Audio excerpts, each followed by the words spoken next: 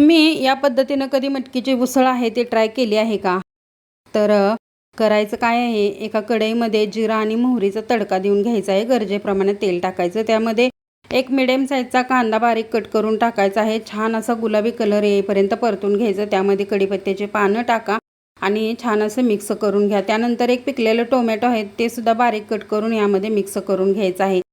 त्यानंतर मसाले टाकून घ्यायचे आहे. ते हळद, जिरा पावडर, धना पावडर, गरम मसाला, कांदा लसूण मसाला आणि काश्मीरी पावडर. हे मसाले आहेत ते तेलामध्ये आणि ह्या कांद्यामध्ये परतून घ्यायचे आणि त्यानंतर इथं स्वच्छ धुवून घेतलेली मटकी आहे एक वाटी भरून ती यामध्ये टाकून घ्यायची आहे आणि छान असे मिक्स करून घ्यायचं आहे. ही भाजी जी आहे ती अप्रतिम लागते. यावरती वरतून कोथिंबीर आणि मीठ चवीप्रमाणे टाकायचं आहे आणि एक 3 ते 4 चमचे एवढं होईल इतपतच पाणी यामध्ये टाकायचं आहे. जास्त पाणी टाकायचं नाही आहे.